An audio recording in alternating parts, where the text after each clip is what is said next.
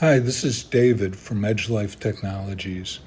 In this video, I'll provide you with a short overview of the EdgeLife sign-on screen. When a user first downloads the app and launches it, it'll display this screen as you see here. We will also give them a set of initial credentials, which the reviewers will find in our submission document. We've set up special credentials for the Apple review team. The screen's traditional sign-on with an eyelid that it defaults to hidden, can display it, and once it's set up and the users have their own user ID and password, they can self-maintain the password by clicking the triangle. Once this is entered, they press login and that will take them to the main screen.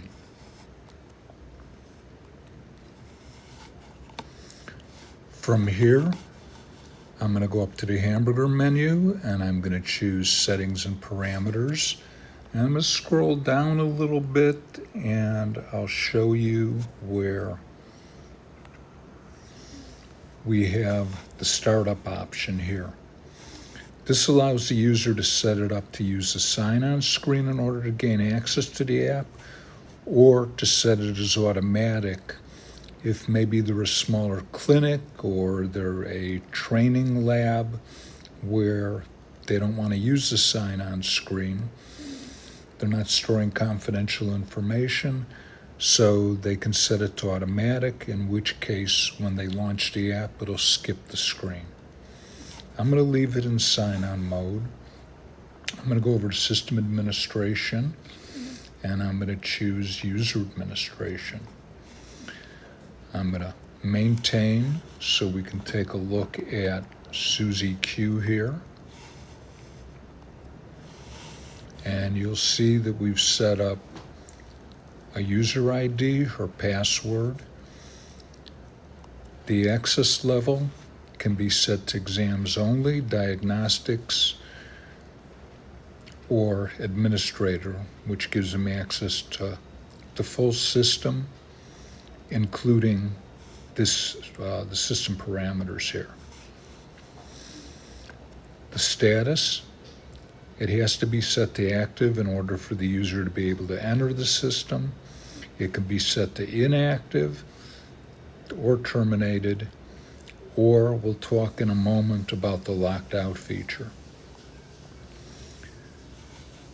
On the system parameters screen, you'll see the ability to turn on transfer of images to a PAC system, the ability to export, and the ability to share.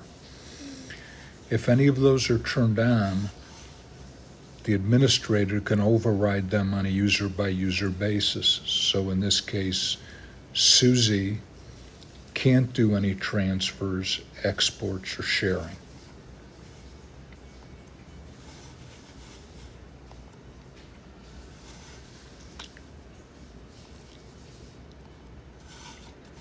Okay, so that's an overview of the sign-on feature. Thank you very much for your time. This is David signing off. Probe on, at which point it begins transmitting to the viewing device. The next step we take is simply finding the network of this probe, which is listed on the back as a serial number. This particular model ends in 002. What I will do is I will come to my list of available Wi-Fi networks. I'll wait for it to come up, and here is the network. It ends in 002, so now it's connected to the probe. At that point, it's a simple matter of opening up an app. Some of you may recognize this as a pretty standard ultrasound viewing screen. At this point, we're able to use the button on the probe, which is very simple and very intuitive. The button will power the probe on and off. It will change ends of the probe during scanning, and during live scanning will freeze the image on the screen for inspection. I'll begin to demonstrate now by pushing the button once.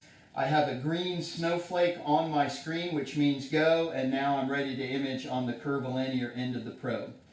To change exam types, I simply hold the button down for a couple of seconds. Or I can also go to my screen and choose a different exam type. So right now I'm on the curvilinear end of the probe. I want to go to the linear, so I pick another exam. And when I go back to the network, now I'm on the linear probe. When I click the button again, I'm live, and now I'm scanning on the linear sector. The app itself is fully featured. It's essentially a cart that we've developed and sucked down small into a single app. All of our controls are here on the screen for image optimization. We can save images. We save JPEGs, MP4s, and DICOMs. We can transmit those images anywhere at any time via a simple send function. And I'll demonstrate that in just a moment. Let's begin as if we were with a patient. We would be in the freeze screen so that the snowflake is white. We would come here, we would create a brand new patient information sheet. Once all the information is entered, we'll return and we would go live and we would be ready to scan. I'm going to simply scan a model that our technician administrative team has put together for us. And I'm going to be scanning with the linear end of the probe. And here's what a bladder might look like with a linear scan. Now this is 8 centimeters deep. We can switch depth on the screen with a fingertip, and we can scan from 2 centimeters, 4 centimeters, 6 centimeters, and 8 centimeters. So there's the tissue planes that we would be scanning in the patient. This is referred to as a bladder here in our image, and the white outline here in the bladder would be considered a stone.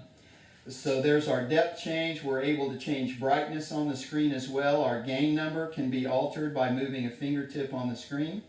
You can see it adjusting there. With another fingertip control, we can do time gain compensation, which you can see is now brightening up the image significantly. And then the rest of the controls have been condensed down to a small 3x3 square.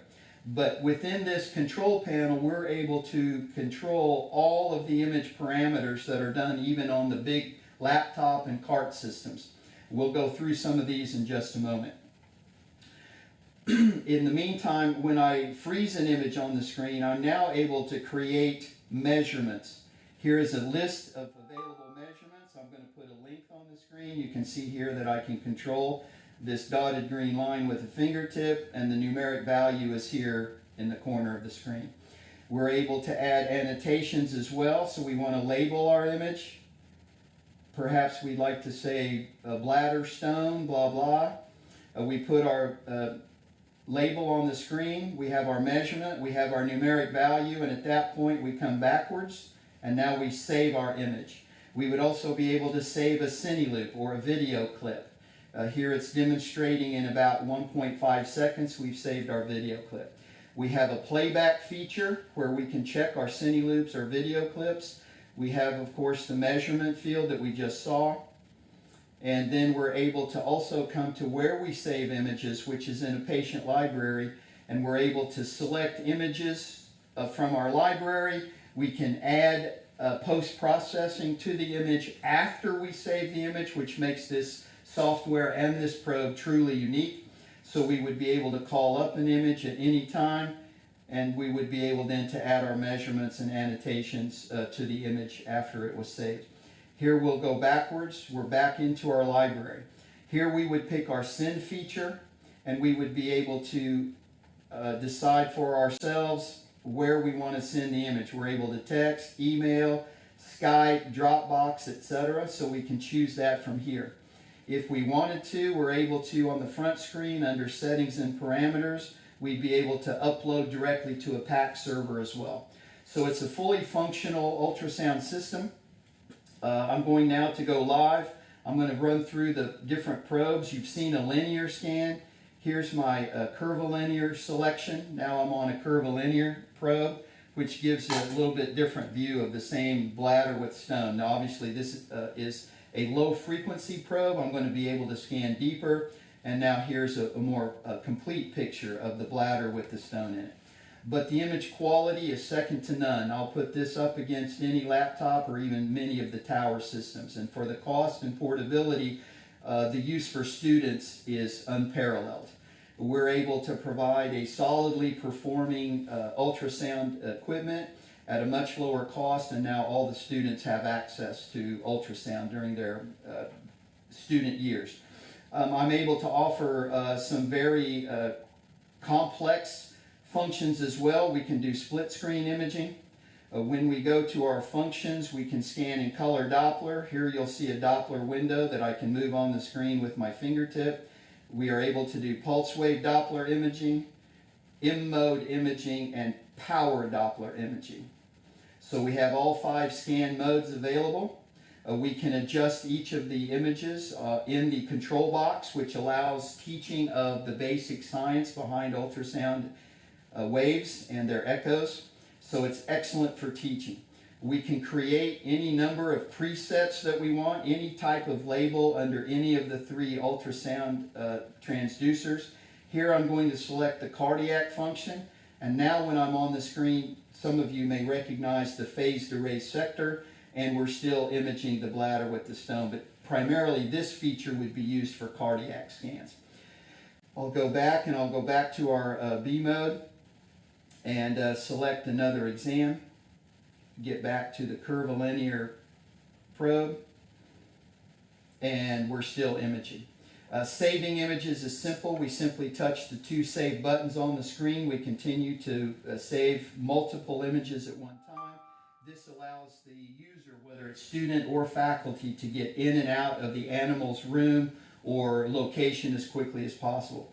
Again, I've already demonstrated that even though we're saving in real time, we're grabbing screenshots as we scan. The idea is that even though we haven't analyzed any of them, we can still go back to the patient reel where all of our exams are saved, and we're able to inspect and measure here inside the image reel. So we have many features that are found on the cart systems and the laptops at a much more affordable price, and now fully functional, very durable. This is built with carbon fiber. It's not just plastic. It's very droppable. Of course, we don't recommend that, but it is very likely to survive almost any drops. Yes, there is crystal technology in the transducers, but we do have an edge around the transducer so that anything that is not a direct 90-degree hit on the crystals will end up on the plastic edge. So durability, affordability, portability, and image quality are the 4 cornerstones on which we build this device and the software. I would like to point out